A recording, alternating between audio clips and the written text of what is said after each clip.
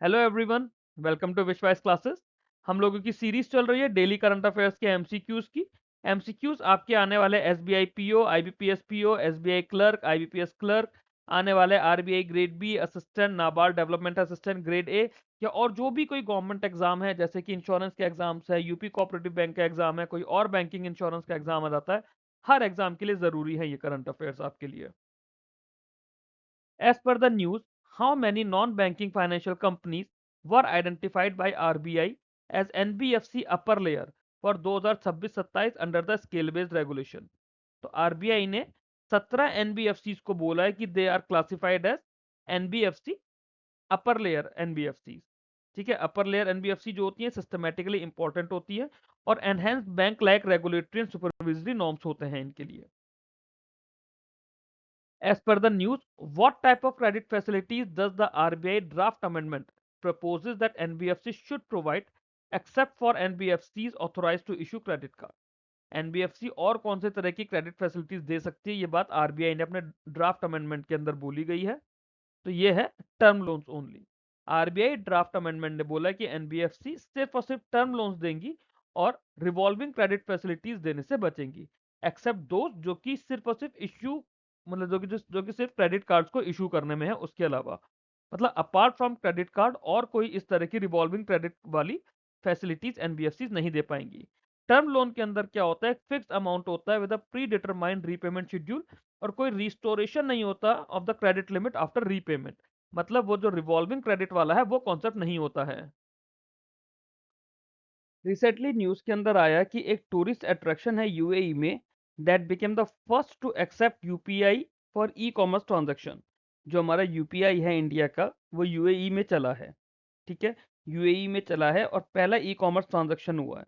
वो यूएई में कहां पर हुआ? तो the answer is option C, at the top Burj Khalifa. At the top Burj Khalifa में वो पहला ऐसा टूरिस्ट अट्रैक्शन बन गया यूएई का जिसने ई कॉमर्स ट्रांजैक्शन के लिए यूपीआई को यूज किया या फिर एक्सेप्ट करा है। अब इसके लिए एनपीसीआई की और न्यू पे की ऑलरेडी एक पार्टनरशिप हो गई थी। The facility allows Indian travellers to book ticket online using UPI before arriving in Dubai. UAE की बात की जाए तो यूएई की कैपिटल है अबू धाबी और करेंसी है दिरहम। सेबी की एनुअल रिपोर्ट आई 2025-26 की। उस पे बेस्ड हमें तीन स्टेटमेंट दिए हुए हैं, हमें बताना है इन तीनों में से कौन कौन से करेक्ट हैं। पहला statement, India retain the top global position in numbers of IPO during financial year 25-26। दूसरा, India rank third globally in terms of fund raise through IPO. तीसरा, domestic institutional investors reach a record 17% equity holding by March 2026। ठीक है, पहला statement था कि in terms of number of IPO India retain the top global position financial year 25-26 में। दूसरा, IPO के through जो फंड रेस किया गया इंडिया ग्लोबली उसमें थर्ड नंबर पर है। तीसरा, जो हमारे डोमेस्टिक इंस्टीट्यूशनल इन्वेस्टर्स हैं, they reach a record 17% equity holding by March 2026। Answer is all of the above. तीनों तीनों स्टेटमेंट्स बिल्कुल बिल्कुल सही हैं हमारी सेबी की एनुअल रिपोर्ट के हिसाब से। India retain the top global position in the number of IPO, rank third in the funds race, domestic institutional investors की इक्विटी होल्डिंग 17% हो गई है। दैट शोज कि हमारा कितना स्ट्रॉन्ग डोमेस्टिक पार्टिसिपेशन है इतनी ज्यादा ग्लोबल अनसर्टेनिटीज के बाद भी।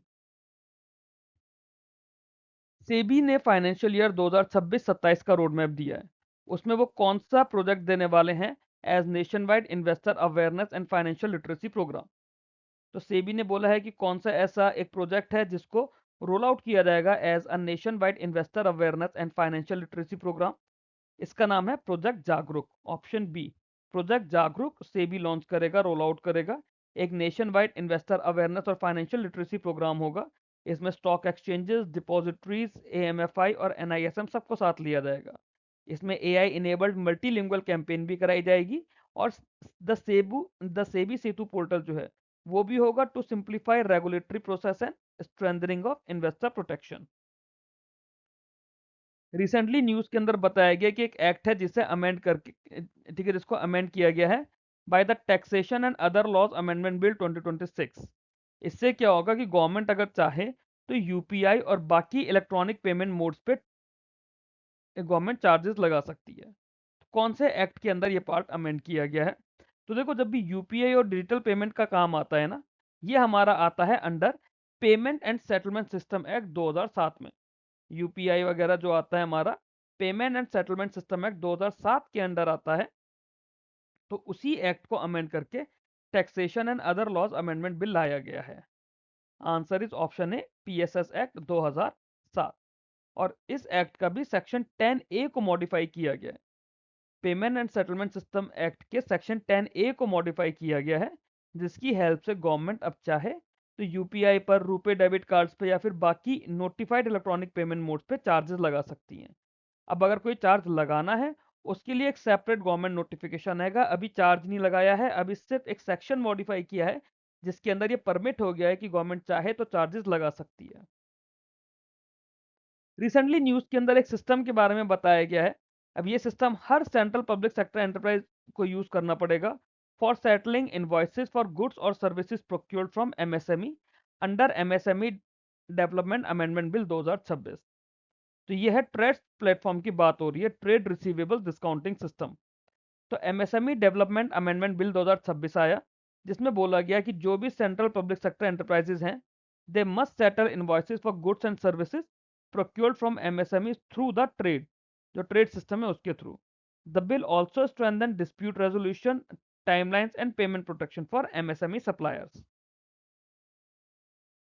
न्यूज के अंदर रातुस न्यूज के अंदर रातुसिन ना मुबादा विलेज का नाम आया है। रातुसिन ना मुबादा विलेज, ये emerge as a nursery for young chess talent. ये कौन सी स्टेट में है? रातुसिन ना मुबाद विलेज जो है, it has emerge as a nursery for young chess talent. ये कौन सी स्टेट के अंदर है ये विलेज? ये है गुजरात में। रातुसिन ना मुबादा विलेज, ये माही सागर डिस्ट्रिक्ट है गुजरात का। It has emerge as a nursery for the young chess talent, producing numerous trophies and medals. ये मूवमेंट इनिशिएट किया गया था वहां के government school teacher Sandeep Upadhyay ने। किसने करा? संदीप उपाध्याय ने। रिसेंटली न्यूज के अंदर आया है कि जुलाई का मास अपराइजिंग मेमोरियल म्यूजियम, जुलाई मास अपराइजिंग मेमोरियल म्यूजियम इनॉग्रेट किया गया गाना भवन में। ठीक है, गाना भवन में, जो कि फॉर्मर ऑफिशियल रेसिडेंस था किसी कंट्री के प्राइम मिनिस्टर का। तो बात है कौन सी कंट्री के प्राइम मिनिस्टर का ये ऑफिशियल रेसिडेंस का नाम गाना भवन है, जहां पर जुलाई मास अपराइजिंग मेमोरियल म्यूजियम इनॉग्रेट किया गया। तो ये बांग्लादेश है। बांग्लादेश के पीएम का जो घर है ना, वो है गाना भवन या गना भवन, इसको गना भवन भी बोल सकते हैं। और वहां पे जुलाई मास अपराइजिंग मेमोरियल म्यूजियम इनॉग्रेट किया गया है।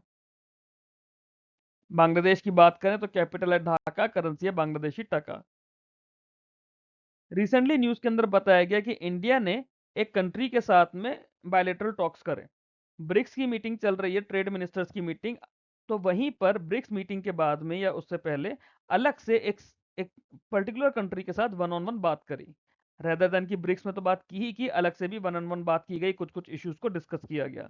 और ये ट्रेड मिनिस्टर्स की मीटिंग हो रही थी जयपुर में, जहां पर यह हुआ है। तो ये कौन सी कंट्री के साथ इंडिया ने sidelines of the BRICS 2026 trade ministers meeting पर बात करी है? मतलब जैसे कोई मीटिंग हो रही है ना, उसके साथ में अगर अलग से बात की जाती है, उसे उस मीटिंग के साइडलाइंस पे बात करना कहते हैं।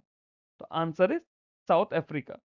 इंडिया और साउथ अफ्रीका ने बायलैटरल टॉक्स होस्ट करे हैं on the sidelines of the BRICS 2026 trade minister meeting, जो कि जयपुर में हो रही थी। और जो मीटिंग हो रही थी, it was on the focusing on critical minerals, pharmaceuticals और मैन्युफैक्चरिंग।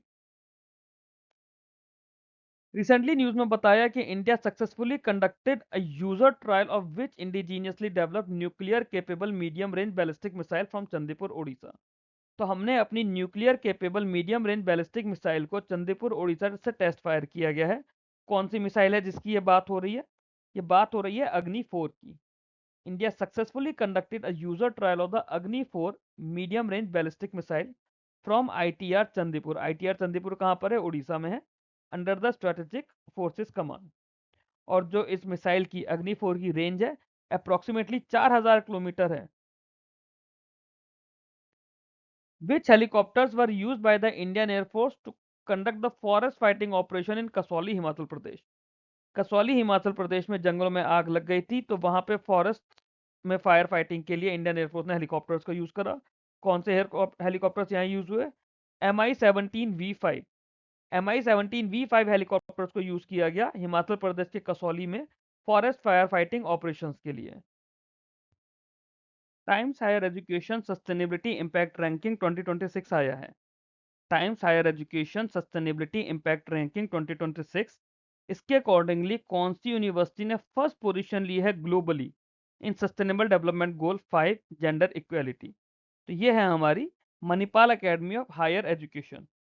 तो Manipal Academy of Higher Education ने ग्लोबली एसडीजी गोल 5 जो है जेंडर इक्वेलिटी उसके लिए फर्स्ट फर्स्ट पोजीशन अचीव करी है। अब आपसे एग्जाम में ये भी पूछा जा सकता है कि जेंडर इक्वालिटी एसडीजी का कौन सा गोल है या फिर एसडीजी गोल 5 कौन सा है। ठीक है, ये किसके अंदर आया है? Times Higher Education sustainability impact ranking 2026। Overall rank first कौन आया है? यूनिवर्सिटी ऑफ मैनचेस्टर, इसकी ओवरऑल फर्स्ट रैंक आई है। आईबीएम ने कौन से इंडियन एआई स्टार्टअप के साथ में टाई अप करा है to accelerate the development and deployment of sovereign AI solutions in India? IBM ने एक इंडियन एआई स्टार्टअप के साथ टाई अप करा है ताकि जो हमारा डेवलपमेंट और डिप्लॉयमेंट है सोवरेन एआई सॉल्यूशंस का उसे एक्सलरेट किया जाए। अब वो कौन सा इंडियन एआई स्टार्टअप है उसका नाम पूछा गया है। आंसर इज सर्वम। तो आईबीएम ने सर्वम एआई के साथ में टाई अप करा है या कोलैबोरेट करा है। किस लिए? ताकि जो गवर्नमेंट और रेगुलेटेड इंडस्ट्रीज हैं उसके लिए एआई सॉल्यूशंस बनाए जा सकें। Indian institute of institute of nano science and technology Mohali, ये भी आ सकता है institute of nano science and technology कहाँ पर है? मोहाली में है। वहाँ के रिसर्चर्स ने एक लाइट ड्रिवन मल्टी फंक्शनल नैनोबॉट बनाया है। और ये जो लाइट ड्रिवन मल्टी फंक्शनल नैनोबॉट है ये टारगेटेड थेरेपी देगा कौन सी बीमारी की? ये देगा ब्रेस्ट कैंसर के लिए। Institute of nano science and technology Mohali ने एक लाइट ड्रिवन मल्टी फंक्शनल नैनोबॉट बनाया है for targeting breast cancer therapy. Which organization has signed strategic MOUs with cash-free payments, Darwin Dynamics, Vulture India, Cast24 and Council for Startup India to strengthen India's startup ecosystem? तो कौन सी organisation ने ये MOU करा है? ये करा है DPIIT, Department of Promotion of Industry and Internal Trade. उन्होंने स्ट्रेटेजिक एमओयू साइन करा है कैश फ्री पेमेंट्स के साथ डार्विन डायनामिक्स, वल्चर इंडिया, कास्ट24 and Council for Startup India के साथ में, सो दैट जो हमारे स्टार्टअप्स हैं उन स्टार्टअप्स को they can be provided access to digital payments, cloud infra, mentorship and market linkages across key sectors. Who became the first Indian to win a gold medal at FISU World University Squash Championship? FISU World University Squash Championship में gold medal जीतने वाले पहले Indian person का क्या नाम हो गया है? सूरज कुमार चंद। सूरज कुमार चंद ने FISU world university squash championship में हंगरी के बेनेडिक्ट टकास को हराकर मेंस फाइनल जीत लिया है।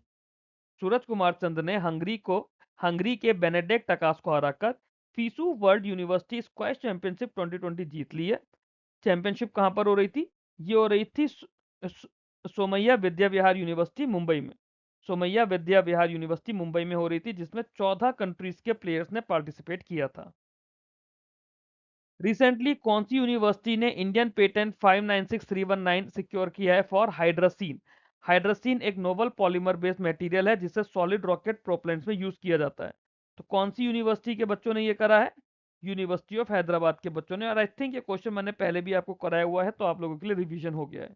यूनिवर्सिटी ऑफ हैदराबाद के बच्चों ने इंडियन पेटेंट सिक्योर किया है हाइड्रोसिन का, जो कि एक डुअल फंक्शन पॉलीमर है।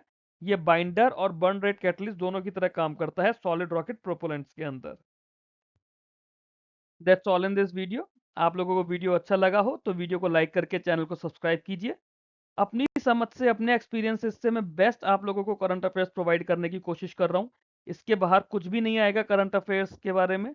और जो जनरल अवेयरनेस में स्टैटिक जीके का पार्ट है वो मैं आप लोगों को साथ साथ आप लोगों को करवाया है, और बैंकिंग अवेयरनेस का पार्ट मैं ऑलरेडी पूरा करवा चुका हूँ। तो आपके आने वाले जो भी मेंस एग्जाम में मैं हर एग्जाम के लिए बोलता हूँ कि जीए इज द की, उसको ध्यान से करिए। ये मेरा टेलीग्राम का चैनल है बैंकिंग इंश्योरेंस एग्जाम्स, इसे आप लोग ज्वाइन कर सकते हैं पीडीएफ और स्टडी नोट्स के लिए।